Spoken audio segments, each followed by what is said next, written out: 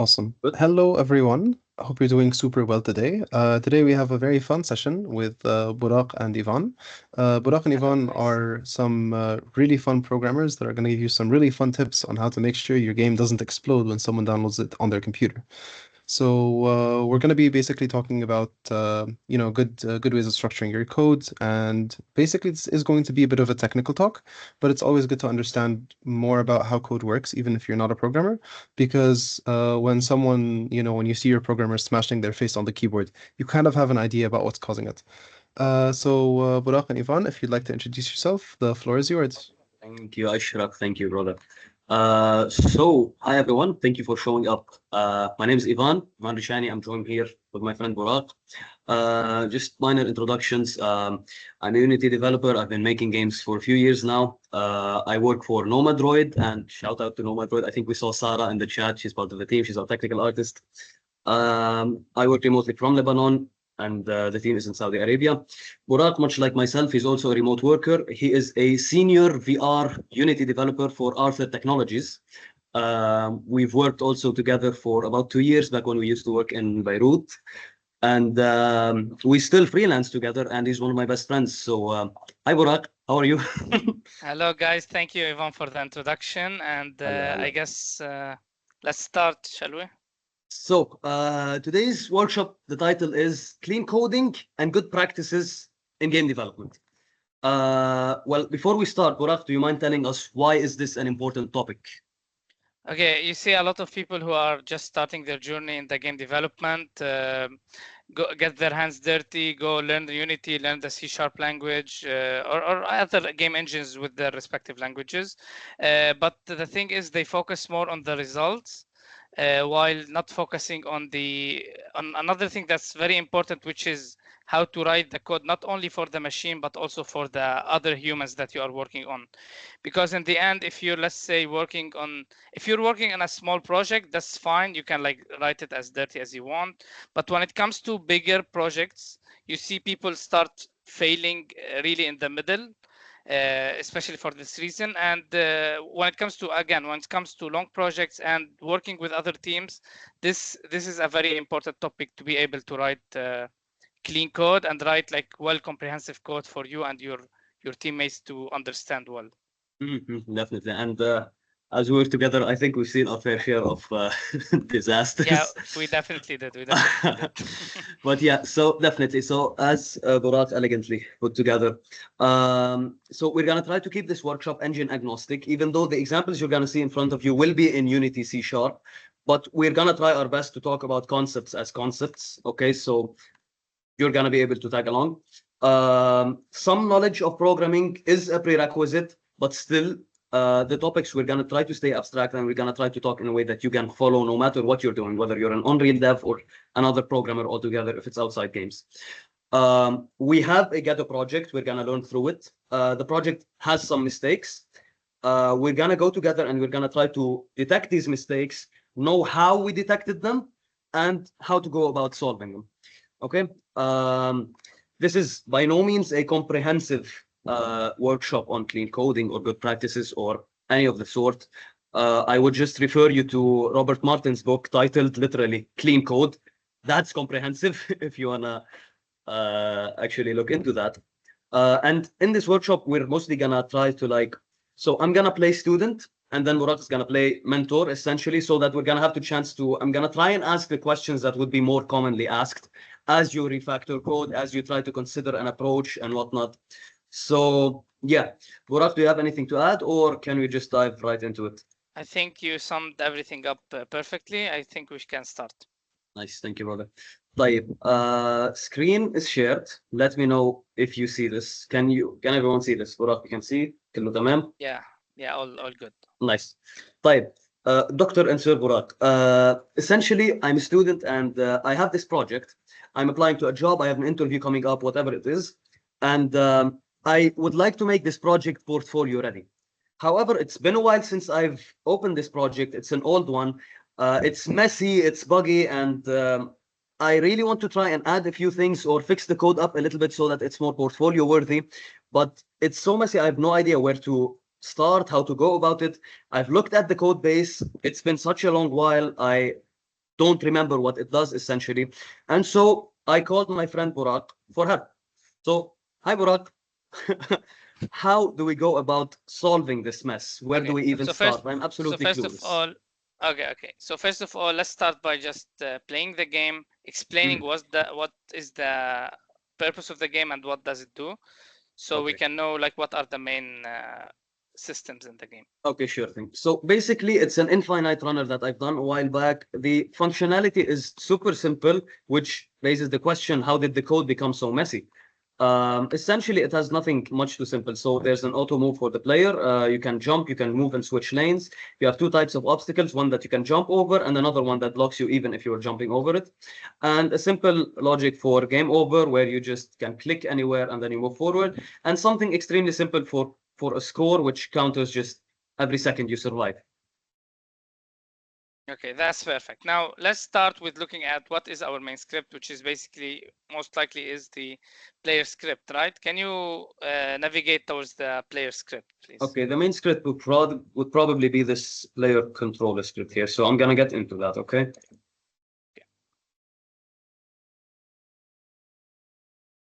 Okay, first thing first, I can tell you this made my eyes bleed a bit, but it's okay. So if you notice, like at a first glance, you can see that this is really hard to look at, right? The spacing between stuff, the naming, the comments, all of that. It's a bit hard to read for someone who have no clue what the script does, right? So can you scroll up for a bit and look at the variables, for example? You can see like there are a lot of comments, there are a lot of cluttered line together, and we really have a hard time to know what's happening here. Let's start with the most simple part and the most some people think it's an obvious topic, which is the naming, right? In the end, for you, when you start the project, you name whatever you want. It's for you, it's obvious what this variable does because you still remember. But for in this case, for me and for Yvan, for me who have no clue what this script does, and for Yvan who have been like waiting for a week or like forgot about the project for a week or two or even more, he will have a hard time remembering what the names of the scripts are. And coincidentally, for this time, he added some comments to help us rename them, right? So, first of all, can you rename? Can you tell us what are the first two variables, for example? Well, if I recall correctly, I would say H is the horizontal axis the player moves on, so that's gonna be probably the lanes. V is the vertical one, so I'm guessing this is gonna be affected by jumping. Okay, can you rename them better so they describe a bit the functionality of the script, please, of the variable itself? Okay, how does that sound? Is this a good name? Okay, if you say horizontal axis and vertical axis, do you quickly have an idea what would be the function of this variable? If yes, then that's good. If no, then you should try to find a better and clear name. The thing is, there is really no right answer for what you name.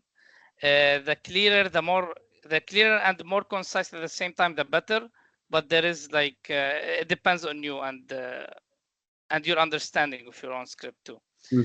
One more thing also, I see, for example, you started with a small letter and you have a public variable. Some people go with so do you have a certain naming convention or what exactly? Well, I don't have a specific one. I think I just go with it randomly, but I have heard of something called camel case, which where you capitalize the first letter of each word. But I have heard somewhere that it's better for public variables to have an uppercase and to keep private variables in lowercase. So sure. I should do that for I'll give you a quick answer for this. In the end, whatever convention you use, as long as you decided at the beginning of the project and be consistent with it, that's what matters. Consistency. You can follow what they usually do in C# or pick your own naming convention. As long as you're consistent, that's the main thing about it. And as long as your names, again, that's the most important part. They are self-descriptive. You don't need any more comments with them. Okay. If you have to Well, add comments next to your variables, it means you didn't. The name does not describe the variable correctly. okay, this is good advice. Okay, so if I had to choose, I guess I would name this lane positions with a capital L. Okay, and I would name this, since this one is private, I'm going to keep it lowercase. So current lane index. Okay, is that better? That's definitely better. And since you already like renamed them with a more descriptive name, we can start getting rid of the comments first of all, so we have some space to look at what other problems we have. Mhm. And one more thing you can see is the grouping, the way you group stuff, the spacing between, for example, horizontal and vertical axes, Mhm. gives the impression that the first part is a bit separated from the second part, right?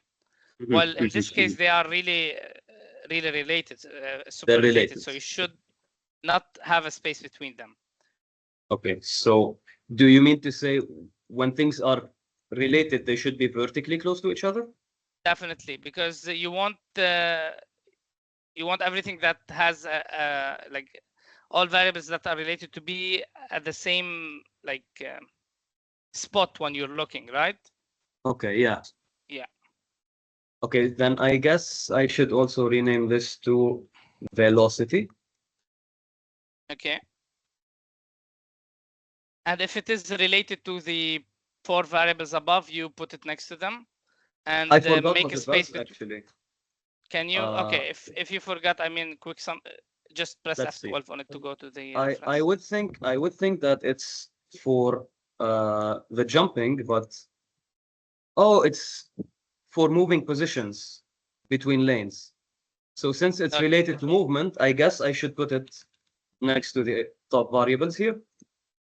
Yeah, yeah. I mean, again, no right answers for these questions, but as long as you believe they are related, then you definitely go with that. Okay. But like, there Okay. is no set in stone rules. Okay. Okay, definitely they are looking much better right now. Okay. Since we finished with redundant data because we Buraq, you're already breaking know up a bit. description. You're breaking up a bit. So Can you hear since me we now, finished, guys? I think that's better. Yeah. So since we finished with Okay. Since we are done with the naming right now, we can go next to the comments part. comments. Yeah. I thought comments were a good thing. The more comments, the better. Okay, now that's a very common misconception that I see in a lot of people who are like starting. Like adding more comments means better. That's really not the case, because if you name your variables correctly, if you name your functions correctly, and they are self-descriptive, you will have less need for comments as you do that better, you know. And one more thing about comments is they are like visually annoying. They clutter your space, right? It feels like there is too many information in one page. So one other problem that is very common when you add a lot of comments is some comments spoil, meaning that let's say you had a variable and you have a comment next to it. You change the functionality of the variable, or you rename the variable, whatever you do, and you forget to edit the comment too, right? Now what that does is make the comment this comment becomes spoiled, meaning that it is now not useful, and it's a bit misleading in some cases. So that's why you should try to use as like the least amount of comments as possible. Okay, so if I were to reorder these by order of how relevant they are to each other, I guess a risk that we run is, as you move a variable, sometimes you tend to forget its comment with it. Yeah, definitely. And it will either be just a useless comment hanging in nowhere, or it will somehow land above another field or another function, and it will be very misleading for whoever's reading the script after you. Okay, so as long as these names are consistent, I guess I can remove these comments. Yeah.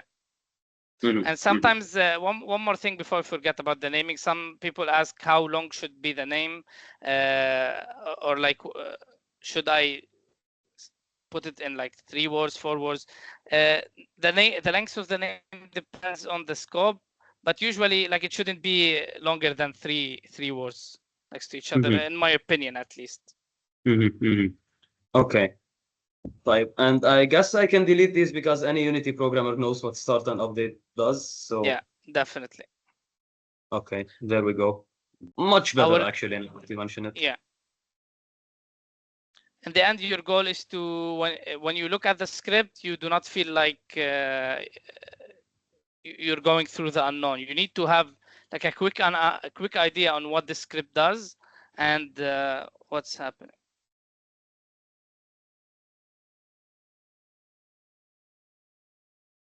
You with me? We have some questions in the comments, but yeah, we'll look at them later. We're gonna have a Q&A at the very end. Yeah. Yeah. Okay. So. One more thing, like just let me answer one of the comments because it is related to what we're saying. It's when you see a lot of comments, usually it is for like when you see a heavily documented script, it's usually for let's say a tutorial script or something, or a library to help you use it.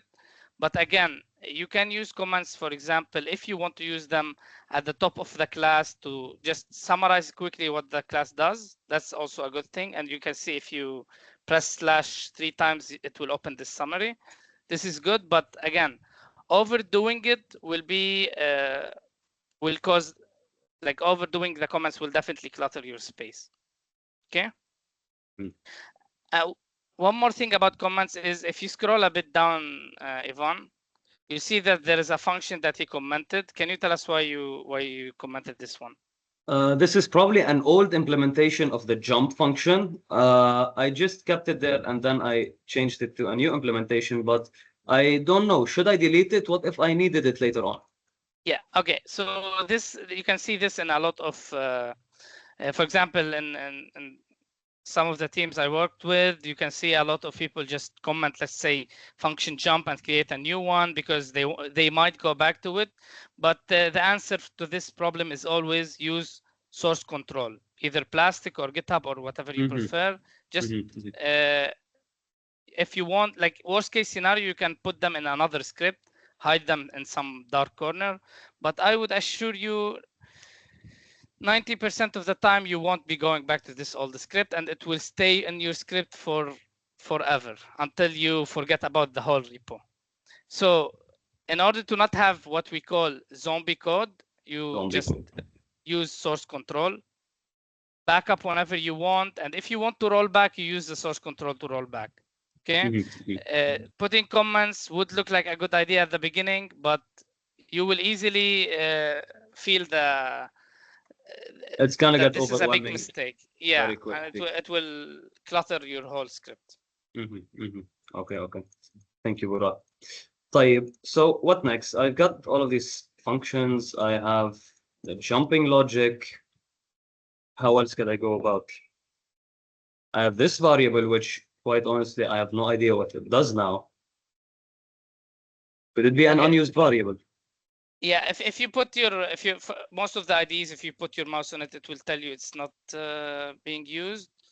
But yeah, and if you put find references and you see you do not use it, definitely get rid of any unused variables, guys, because maybe if I use it again, well, if you want to use it later, just write it later, right? Don't leave anything, because you want to not, again, we're not talking about just writing I mean, it's not affecting you, right? It's not affecting the project.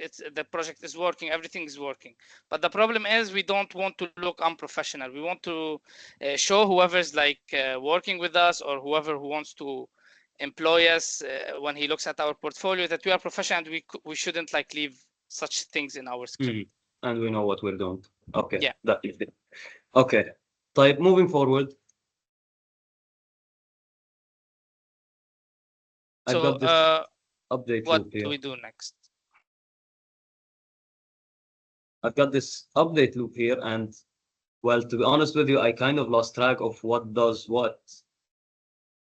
Okay, so also this is a very common thing you can see. People tend to create big functions, and they spread all of the game logic in one function. And well, what does this do for you? Mainly what the problem with that is, when you first like look at the update, can anybody of you like tell me what exactly does it do from a first glance? You can, yes, you can definitely read Absolutely. it line by line. Okay, you can definitely read it line by line, but when you come to look at it and you see what does it do, you will have to really look hard and read in order to understand, right? And that's a problem, because let's say, for example, I'm a teammate of Yvan. I'm working with Yvan. I don't really care about the details of these functions. I just want to know in general, what does this function do, to maybe add on it or something like that. I should not be forced to read the whole thing, for example, right? And another main issue is, when you look at it, you feel like your eyes Will are really, bleed. yeah, will bleed, definitely. So what can we do, Yvan, to fix this, in your opinion? What can we do? Should we like separate it into other smaller functions, or Yeah, definitely that's what you should do, and make sure you rename those functions in a way you understand what they are doing, right? okay, so I'm looking at these right now, and I have an old comment saying move left.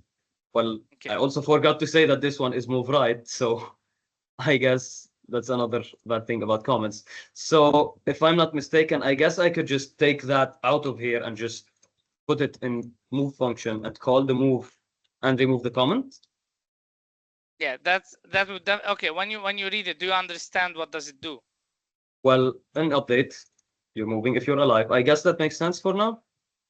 Yeah, I mean, sure. If you feel like it makes sense for now, again, it's not like you should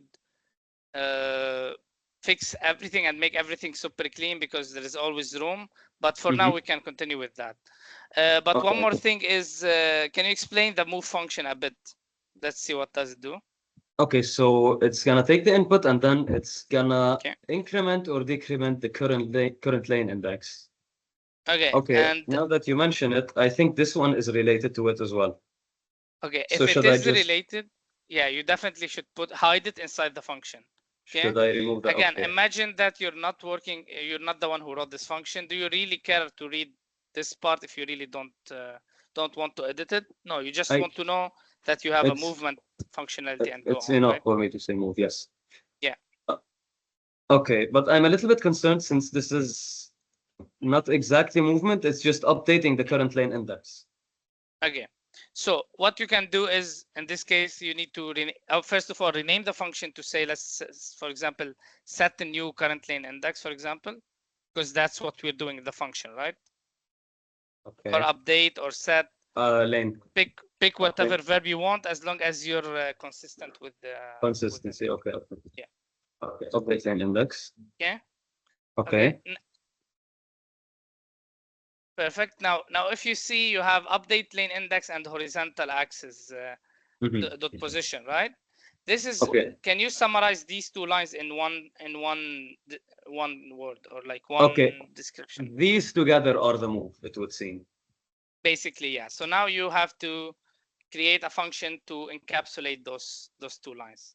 Okay, then I would To say hide. it's Yeah. then I would say it's private with move new lane. I would call update lane index, and then I would take that out of here, move it here, and now instead of this, I would just call this letter. Yeah, 100%. Now, since you already have move new lane, you should do the same for the jump Okay, so to also hide the details.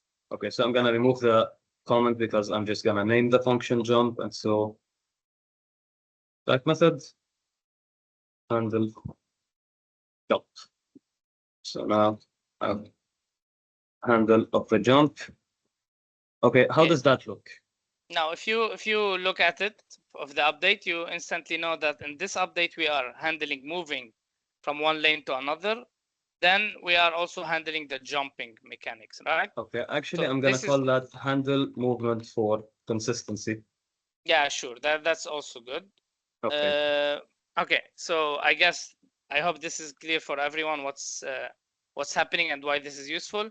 If you can see now, it's more intuitive to what's like it's more obvious what's happening in the function than just leaving all your logic in one function spread. Okay, because now you can separate them. If you want to just look at handle movement, you press F12 on handle movement, and it will instantly send you to this part of logic, and you don't have to look at other stuff now.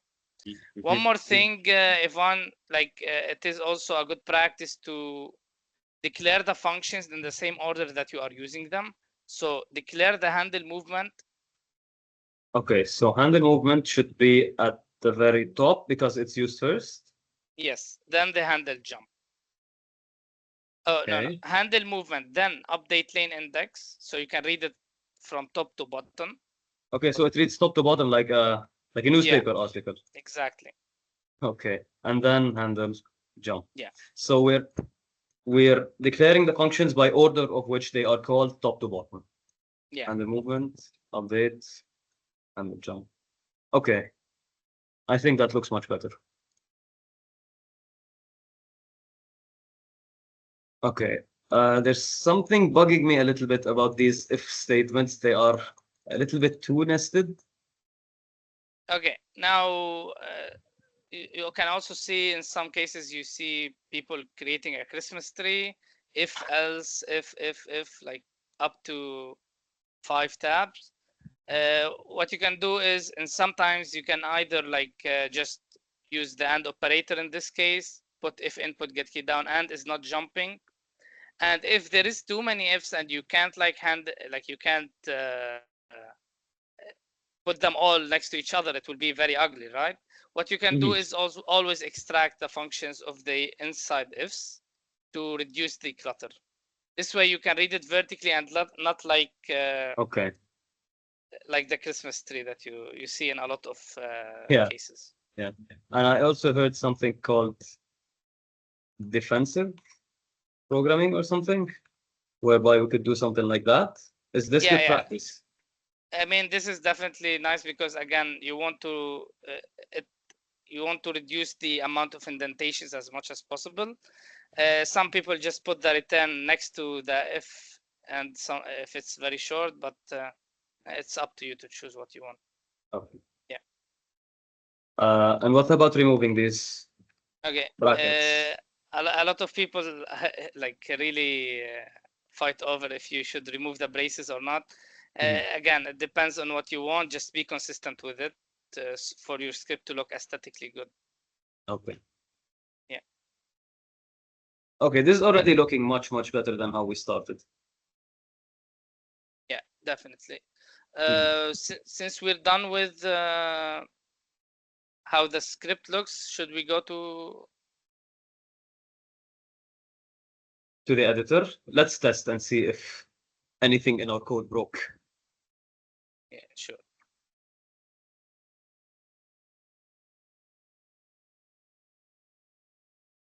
Okay, I seem to have an error right now. Okay, can you go to the error to see what happened?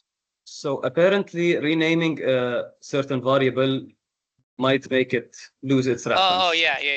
For people who are worried that they are in the middle of their project and they have to rename too many variables, there is this handy attribute, which is if you go back to the variables really quick, if you put formerly serialized as and you put the old name, now it's too late for now since you already recompiled the script, right? But if you put it at the beginning, you will not risk losing the data that you have. Okay. If you want to try it, put the references back on the vertical axis, okay, the horizontal axis, or if you want to roll back a bit, as you like. No, we can just we can actually rename them again. So horizontal axis named. So if I do that right now,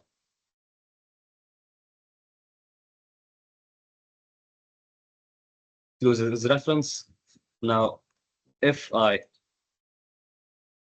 set this here, formerly serialized as.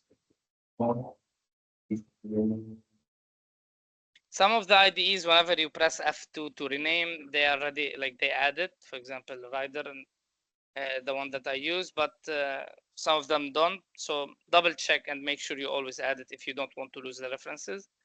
If it's not much and you can instantly reassign it yourself, just you can ignore this step. Okay, so I'm gonna run one more time. Yeah. Forgot to set the lane positions. Yeah. See how this can turn into torture really quick. Yep, I really wish I named my variables well from the very beginning. Yeah, I think everything is going well now. Perfect. Now, shall we go to more advanced topics related to Yeah, sure thing, as long as we make the project better. the optimization? Yeah. Okay. Let's see. Where do we go next? I have these other scripts. This one is the obstacle spawner, so it's Okay. periodically spawning the obstacles.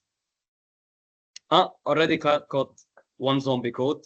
So I'm using a coroutine right now. I used to implement convoke repeating. So I guess now this is not relevant anymore. Yeah, definitely. Okay. So what's next? What do we have?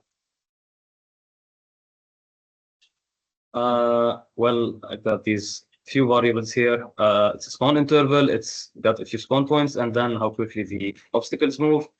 Okay. While true, so for as long as the game runs, I am waiting for this amount of seconds, the spawn interval, and then I'm spawning an obstacle.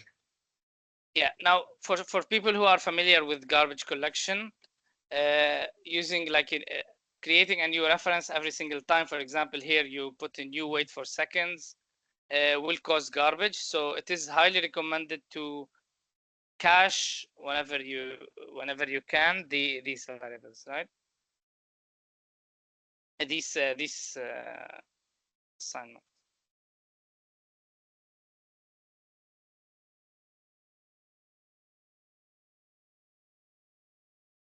Okay. If you do it locally, you will. I mean, yeah, when you start the coroutine, that works too. You can put it also as a field in the class, but this works too. Whatever you prefer. Because if you keep calling the coroutine like several times, for example, other than this one, this might be a bit of a problem. But again. Okay, then in that case, we would put it in here, and then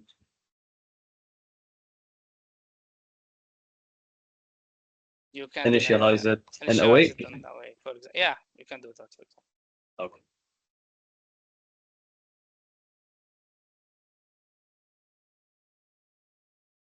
Notice that these are now inconsistent because public, and then it needs a O variable. So I'll be sure to fix these up. Yeah. One more thing about just leaving everything public is you don't want to expose your fields to everyone else. Like if the thing that if the variable you don't you wanted to stay in this class, you should keep it private, and you can use serialized field to show it in the editor, right? Some people, because out of laziness, they put public for everything. This is not a very good practice, and this will show that you're lazy. A bit, yeah, that you're a bit lazy. Okay. Okay.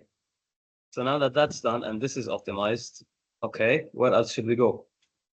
Okay, one more thing is leaving debugs would also cause some garbage. So you should, if you're done with your debugs, just remove them. And one alternative to using debug.logs, just to use the debugger that's in your IDE. Okay, yeah. Okay, so I could just remove these because I remember I had put them when I was still testing that script, and apparently I forgot to remove them. Okay. Okay, so that's cleaned up. What else? I think we covered everything in this part.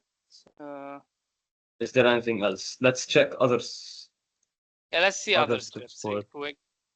Okay, these are also some debugs that I've forgotten.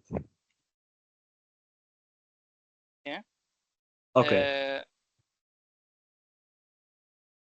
go to, for example, to the scene manager. Let me see. Sorry, score manager. Score manager. It's a very simple script. All it does is just updates the score and then it displays it on a text mesh Okay. flow on Now, UI. can you spot what might be a problem on what you're doing in this part? What might be a Or problem? let's ask maybe if someone can answer in In the chat? chat. Yeah. Okay. Anyone see what's wrong with this?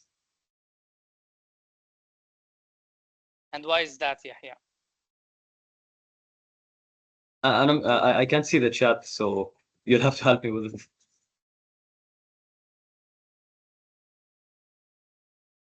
Okay, he's saying too heavy, too many. Okay. Anyways, let's give you an answer. First of all, a get component is a heavy call, right? You should not use it on the update. Yeah, we can exactly. We can definitely cache this get component through like at awake or at start. If you can put a serialized field and add it at the beginning of the scene, do it. If you don't have access to it and you need to get component, just do it, but do it once do it at the start, for example. You can either like do as Yvan did and get component text mesh pro GUI, or you can just put it as serialized field.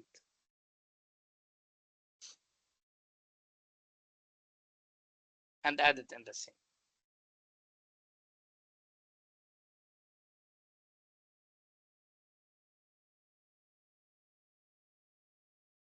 Okay. So that's much more optimized right now. Okay. What else could count as heavy calls that we shouldn't be using on update or on every frame or very frequently? Having like in C#, having, for example, constants, this quotation mark score will always cause garbage on updates. So if you can create it as constant, that would be much better. Okay, so sometimes this is not. Sometimes this gets annoying. So you can. It depends on if you have too much garbage, then you start. Okay, so reducing that. Yeah, common. Yeah, we'll go back to it in a second. Common heavy calls are find game object with tag. These you should avoid at all costs. These are very heavy calls and they are very bad because they go through all the objects in the scene to find your game objects. Instead just again do what we have, put a serialized field, add your stuff. That would be much better. Okay. Okay, nice. So now that's better. Other examples, basically all external calls are heavy, so you should try to minimize their usage. Again, like get component in children, find. What else? There are like you can check them. I'm not really sure what are all the external calls. Okay, sure thing. That's nice. Okay, we optimize yes, there is something in the score manager that's also heavy. What is it? In the score manager. Yeah, I'm not sure. Anyways, I think you can continue, Yvan, if you want. Okay, sure thing. That was someone in the chat, yani? Yeah. Okay. No, I think we updated the get component code, so I think we're good. Okay. What else now? I guess I've got this script to. This one is for the tiles, so it makes sure that the ground objects keep on moving back to the start position so that the road appears endless. So I'm not too sure what I can fix in this one. I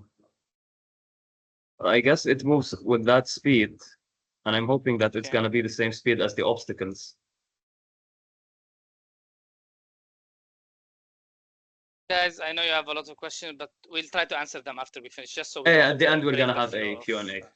Yeah, we'll definitely answer more questions when we get at the end.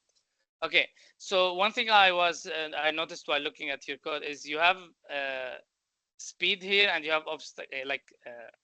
for the street tiling you have a speed, and for the obstacle spawner you have also speed. This is like you have two separate variables that should be the same at all times. What But you I'm can trying do is, to, I'm making sure that they're the same. yeah, you should same always value. have like one variable that dictates for both of them. You can either put it as a static variable, put it on some manager that controls both of them. But we'll talk about this part a bit later. But keep in mind that you should not have two variables that are independent, but they should be the same at all times. Okay. What else can we fix? What else can we fix? Should we go back to the player controller? Player controller. Okay. Or do you have any other problems in those other scripts? I think for the most part we solved everything. For the player controller, I had a question I wanted to ask you. I remembered you saying that vertically related things should be together, but I haven't seen people do that much. Is this considered okay practice? I split these variables into the ones that are related here and the ones that are only related to jumping. I have them next to the jumping functions. What do you think about that? One thing, like if you feel like you really need to separate your variables and functions because you're scrolling too much vertically, is it's time to create a new class and create a better structure. And a new class? Yeah, not use everything in one script, right? Because if you feel like you have your class is very large, let's say it is it's having too many responsibilities, it's time to just throw things down into smaller into classes that are managed by the player controller instead. Okay. So yeah, example, I'm gonna create another class. Yeah. Okay, so now that I have this other class, what should I do? Should I just literally take everything that is related to jumping from here and move it to the other script? Yeah, like what I would do is first of all pick all the stuff that I instantly know they are related and put them in the class. Then based on what errors pop up, I'll move things. One thing one of the Hadi is saying in the chat is you can put headers. Yes, you can put regions to expand and minimize, but this will describe that, and this will be good for the editor. But in the end, if your script is large enough, and this example is not big enough for that, it's definitely good to separate your system into subsystems if it's getting too big, because if you start to scroll down vertically for like 200 lines, 300 lines, you'll find yourself have like a giant script that only you can understand, and if you forget it for like 2 weeks, for 2 weeks or so, only God can help you remember what what this class does exactly, especially if it has multiple responsibilities. Okay, so you mentioned that I should move everything that I'm sure is related to jumping. I'm guessing all of these variables have the word jump in them as well as this function. So I guess I'm gonna move everything up there. So okay, let's see what we can do. Okay, first of all, we move it here. I think I have. Yeah, drag everything that drag the animator here. We'll handle this one. So in a the second. animator needs to be here. Okay. And then vertical axis. Okay, this one used to be here. So vertical axis, is it being used anywhere? I don't think it is. So I can just take it and put it. It's not here. It should be in the other class. Okay, then I'm gonna put it on this script. Okay. What else do we have? So this one does not have any more errors, but we've got these right now. So how should we go about this? Okay, so here you'll have to add another reference for the animator, but again, put it for now and we'll fix it in a second. Okay, guys, this is a bit of an exaggeration. Like this class is not big at all, as you can see, but we want to give, like, imagine if it is even bigger than that. This, what we're doing right now is very important, especially when your class goes beyond 200 lines. It's time to make a clear structure, different classes, and define very well the relation between each class. For example, this player controller underscore jumping is managed directly by the player controller, and it will only be available to the player controller, right? Now, let's see. Now, drag everything that is giving an error to the next. Okay. So this one, I'm guessing, should be here. I moved the handle jump to this place. So now handling jump should it call the script? Okay, So should I? definitely you need in the player controller a reference for the player jump now. And Okay. instead of putting the content of player control jump in the player controller directly, you just create some public calls to call from the player controller.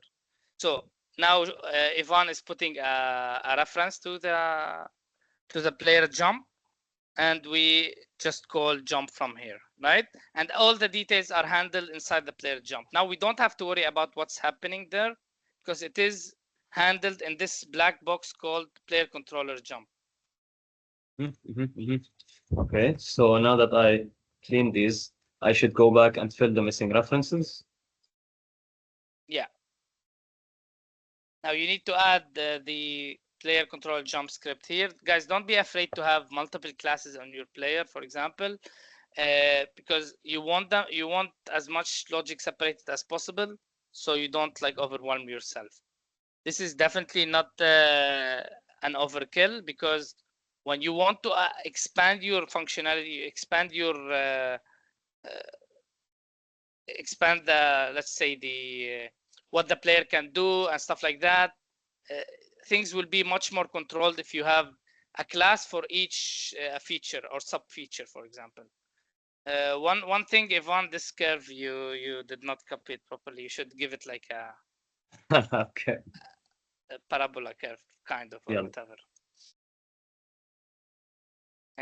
5, I guess, here, or whatever you want to put it.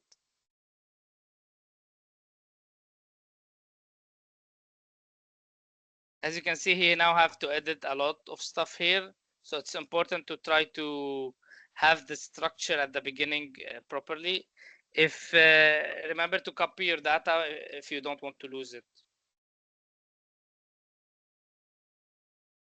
What Yvan can do to not lose, for example, this curve, is to keep the variables in the player controller just so he can copy them into the next class. Then he gets rid of the variables. This is how he doesn't lose his data. Okay. So something like that. Okay. Yeah, now adjust it as you feel good, but as everything working as it was before. I believe that's so. exactly what we want. We want everything to stay the same, but the code to be much more clear. Now, as you can see, if you want to look at the jumping logic, we isolated it in one screen now, and we ignored all the other logic related to the player, his death, colliding with obstacles, whatever, right? Because this is independent of jumping in this case. Now, let's give one look at the player controller jump. This one? Yeah. Now, as you can see, this function is also super cluttered. Now, let's go to this very important problem that you can see in a lot of games.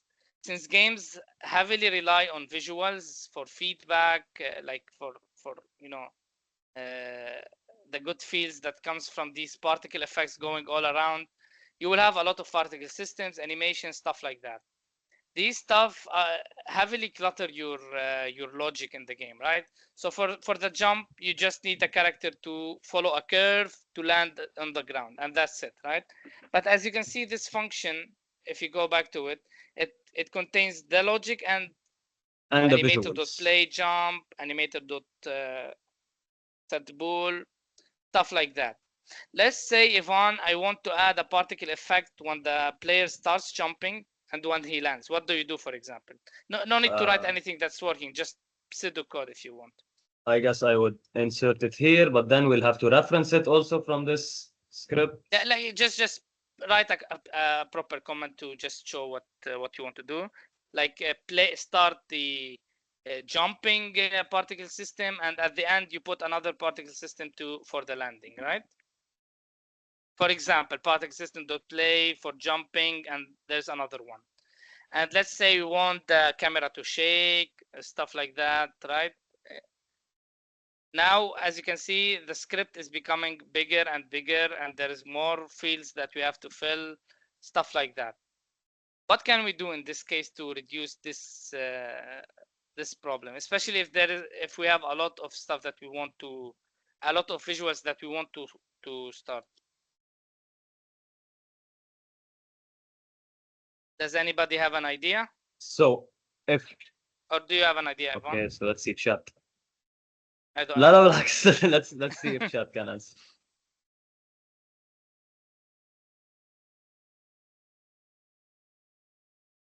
This is one of the trickier ones. Yeah, this is not an easy thing to know. Does the animation or the particle system affect your logic of They do the not at jumping all. logic? No. All I care Right. about is just to know when the player jumps and when the player lands. I don't really care Yeah. about affecting can- logic. No. You can do events, you can do actions, whatever you want. What we can create is an observer of the state of the player, right? We create a new script that's, let's say it's called player visuals. Its only job is to observe the player, to see what's happening, and throw these particle systems or run the animations without affecting the script of player controller jump. So what you can do is, Yvan, add please like 2 actions, one for jumping and one for landing, for example. Okay. Yes. Already done. Okay, perfect. Now Mhm. we want the other script to subscribe to these functions. So we get, whenever the player jumps, we have a function we can call, and when the player lands, we'll also call something else. Why is this useful in your opinion? Because that way we're gonna be decoupling our logic from our visuals. So if something is wrong with the jumping, it's not gonna be inside any of these scripts. I'm just 100% sure that it's gonna be isolated in that script. Let's say you missed the animator and misreferenced the animator, your logic will not be affected, right?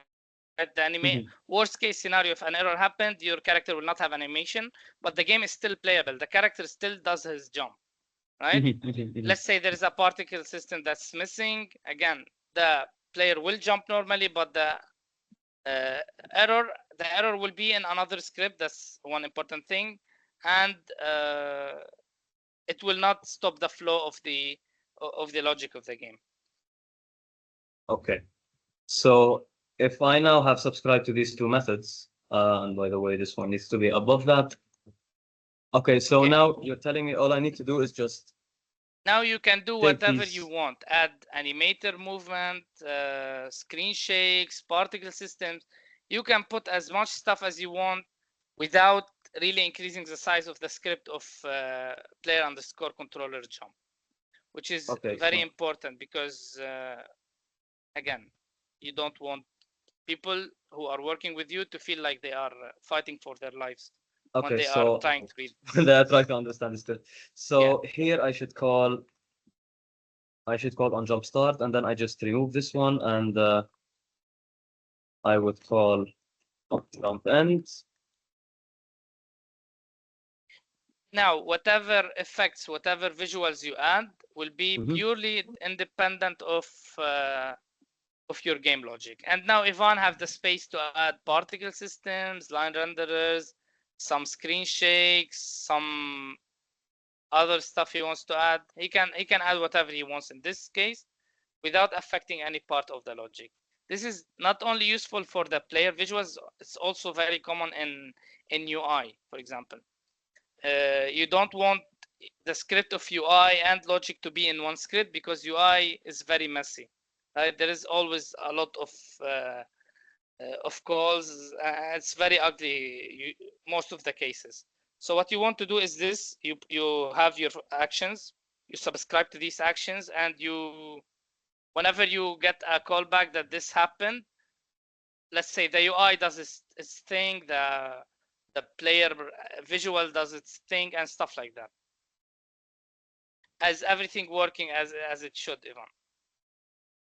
Yeah, kind of, except for this little curve you can tune the curve as much as you want and base whatever, but as long as the logic is functional. Yes, the logic is functional. Okay, so now that we don't have an animator here anymore, I guess we should do the same. I'm gonna do the same after this call on the player controller then, and so that we would remove here, and then we would add a death event. Yeah, sure.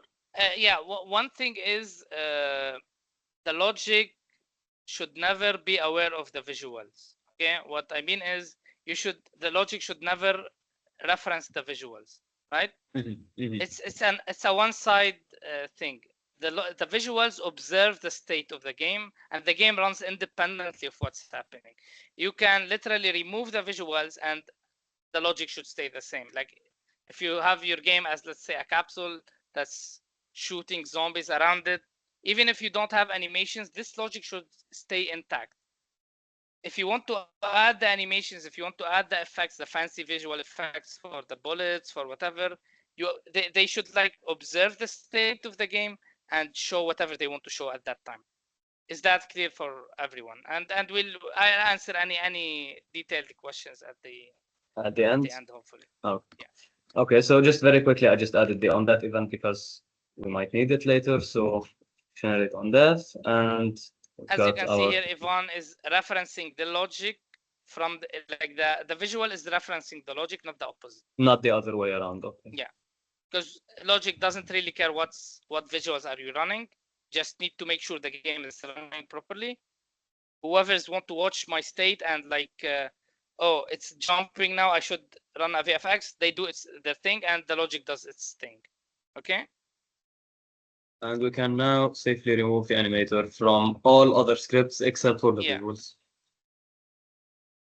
What I usually like to do is put the visual scripts on the prefab of the visual itself. Okay. Separate it even in the hierarchy from the logic. It's not really this hard requirement. It's just what I prefer usually.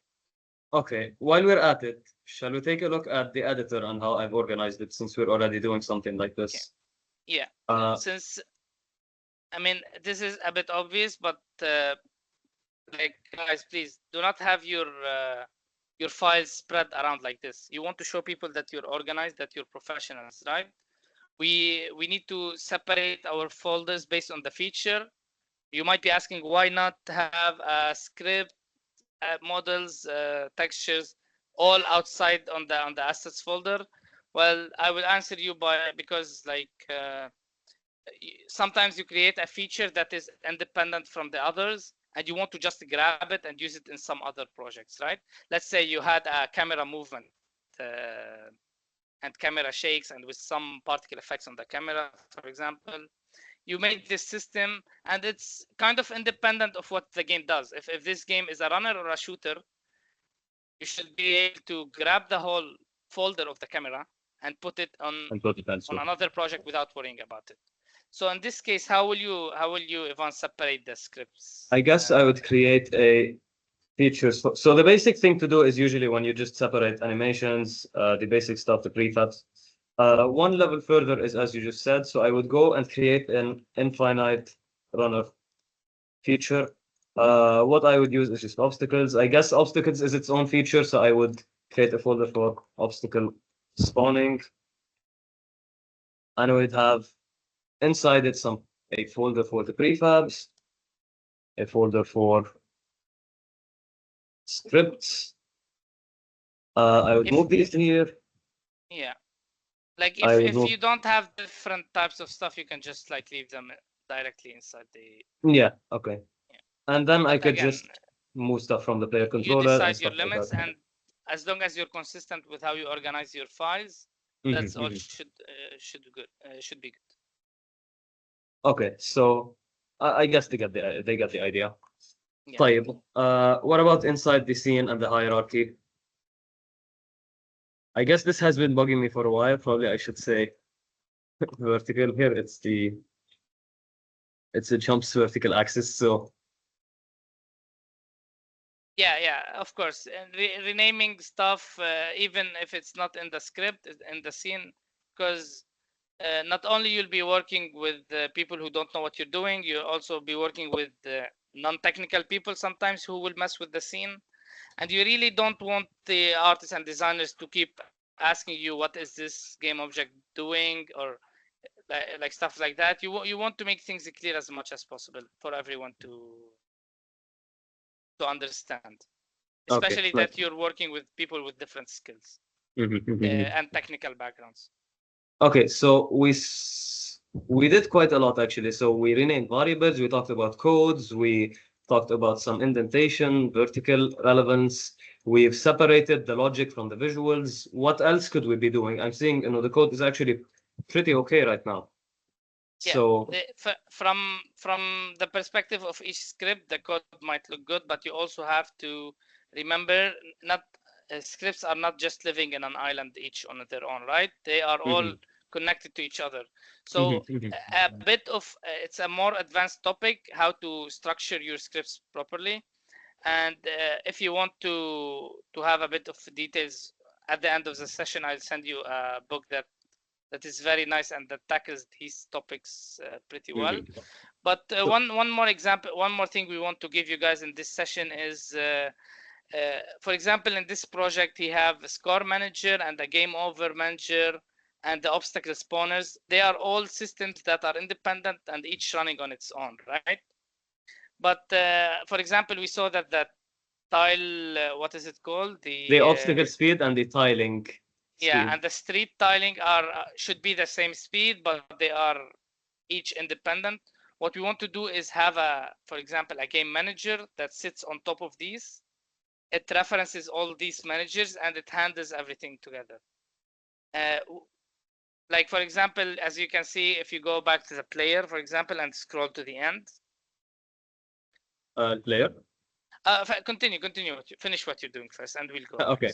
So public static float move speed, I guess. We could try that. And now they can reference it. So obstacle spawner, instead of having your own obstacle speed, you're gonna be using game manager dot speed. By the way, I'm sorry if I'm moving too fast. Please feel free to stop me if you think so. And then we're gonna remove. Okay, just let me make sure. No, it's actually 5.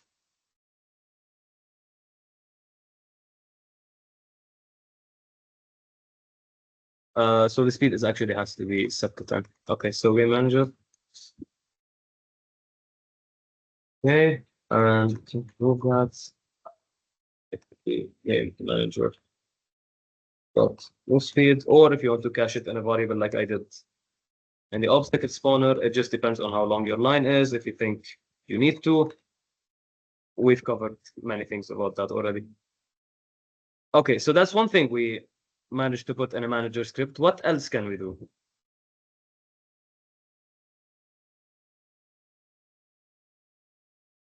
Buraq, I don't think I can hear you. Sorry, guys, I had a technical difficulty. Okay, can you hear me now? Yeah, you're good. You're good. Okay, so what's your question again? So, okay, we moved this to a common manager script, and now they are referencing a manager script to basically now have you a have common one variable. source for the movement speed. Not only the obstacles and the tiling will use it, also the player will use it. And now we can add, for example, how the level will, how the difficulty will progress and stuff like that. We can also add references for the other managers to make sure they run when the game manager tells them to run and stop when it needs them to stop, right?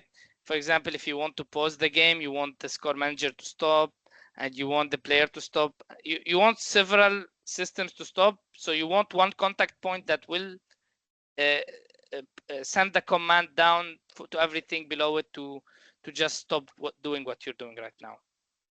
So if you want to imagine what's هتعلق على الكومنتس تبعي. Anyways, yeah. Yeah. Continue. I was just like commentating on what you were saying. Okay. So if you want to imagine the hierarchy now, we have the game manager on top. It references all the systems like the score manager, the player, the tiling, the obstacles, stuff like that. Sends the current difficulty, for example, the current speed that they should be at. It also controls. It also checks with the player if he's still alive or dead. If he's dead, we stop everything else. We can go into details on this, but mainly what I'm trying to tell you guys here is you need to make sure that you don't let each system run independently and hope for the best. Sometimes this will work out, but in a lot of cases it will not, especially when your script becomes bigger. You need always a script that is managing those different scripts. I hope that that is clear for everyone. I'm gonna do like just one very, very quick example is that the game over handler just needs to read from the game manager on game over was equal show game over. That is just one way to do it, Yani. Or what I prefer is to let the game manager call it instead, like instead of If it's a class hustle, yeah, of course. Okay. So because what you want to do is go from the top of the hierarchy down, not the opposite. Okay. Like the game manager calls these subsystems, if you want to call them like that, and not the opposite. You don't want this circular dependency.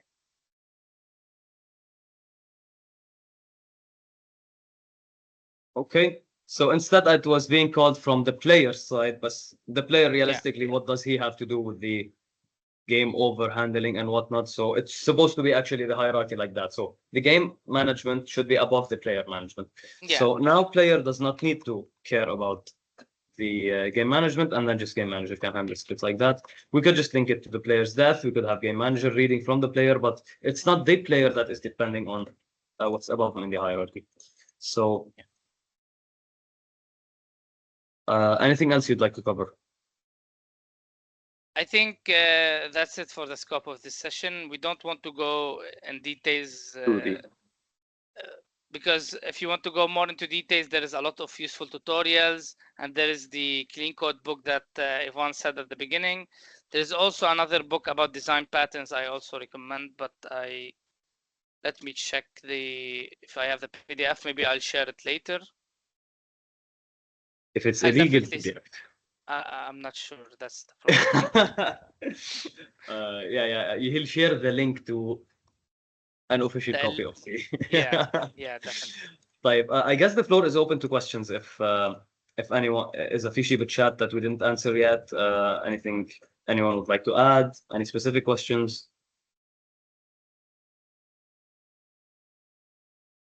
I'm not seeing chat, Buraq, so I'm relying. Can you go back to the game over script? Yes. Okay. Thank you, Rabia.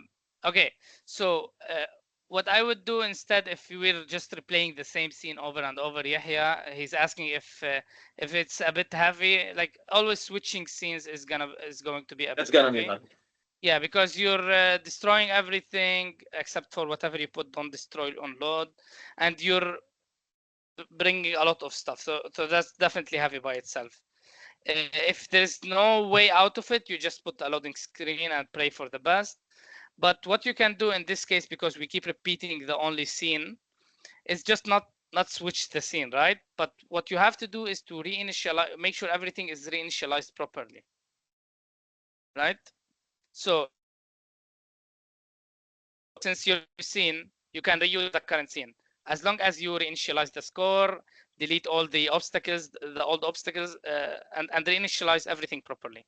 That's definitely quicker because you didn't initialize all the systems again. You just reinitialized some values, and you didn't create any new scripts, any new references. One more thing. Oh yeah. One more thing. Thank you, Yvan, for reminding me. One more thing, for example, to reduce the heavy garbage collection that we're having. If you go to the obstacle spawning, we can notice something, that Yvan is creating a lot of obstacles, but we can not. Can you guys see in any way where he's destroying them? Are you destroying them in any place, Yvan? Not at all. Okay. So I'm not even referencing them badly instantiated. Yeah, so you're instantiating them, losing the reference, so there is no way to destroy them later, right? What you can do is destroy them, like create destroy after a delay. And what you can do something else. Does anybody know what? Yeah, exactly. If after 10 minutes you'll your PC, depending on your PC, but yeah, definitely after 10 minutes your PC will be an oven.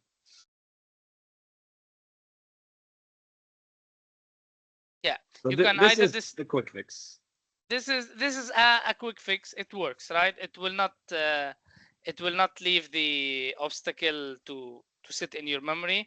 But where's the problem with that? Instantiate creates a lot of garbage, right? Mhm. And we have like two or three different types of obstacles that we are reusing. Okay, so what's the answer for that? Yes, thank you guys. It's object pooling. You can create a pooling system to take those variables, to take those obstacles and reuse them.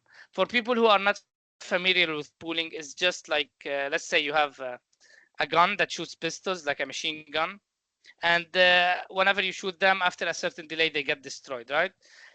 Since you're using a lot of bullets and you're creating and destroying over and over, instead of just drowning the garbage collector and having these frame drops every 1 second or 2 seconds, what you can do is pooling. What does pooling mean? It's whenever you want to destroy something, instead of fully destroying it, you just disable it and hide it. And you have, like, let's say whenever you destroy something, you just disable it and hide it. You never destroy it actually, and you can reuse it later. This will make you can use one bullet if you can, but let's say if you're shooting 20 bullets per second, you'll probably need a bigger pool, like 40, 50, depending on how long the bullets live. But like, you always like put a maximum value in the pool, let's say 100 bullets to hide, and if you need more, you add more. If you want, later I can share with you how you can usually Create a pool script. yeah. A very simple example is what Yvan did in the street tiling. If you can go, Yvan, quickly in the street tiling. This is another form of it, yes. So basically, Uh, we've got these segments. Yeah.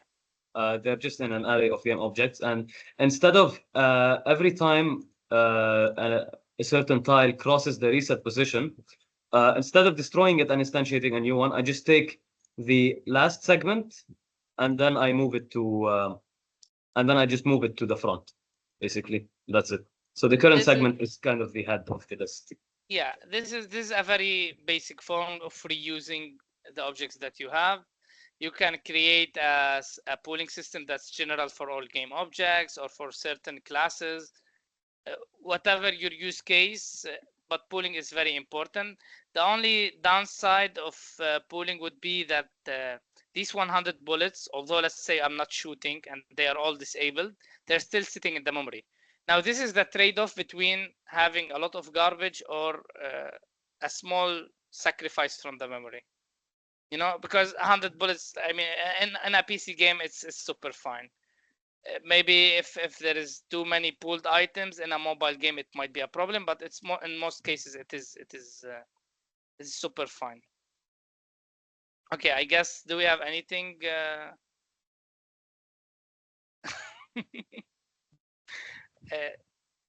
I'm sorry, last time I didn't. I was a bit busy, but yeah, we can. Yvan, do we have anything else? I think I think we covered everything we had to cover for today's agenda. If are there any more questions in the chat?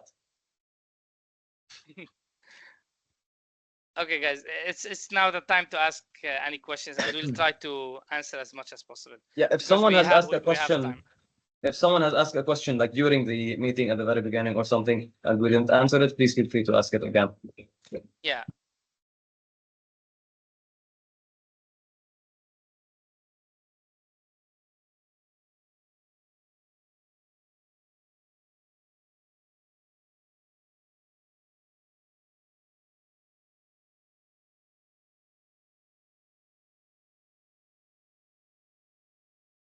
No questions so far?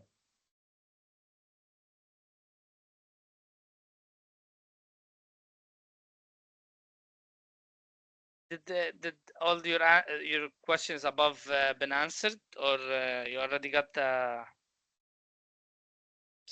There was some questions above. I think they were already answered. Okay, perfect. طيب, if all good, I think it concludes it.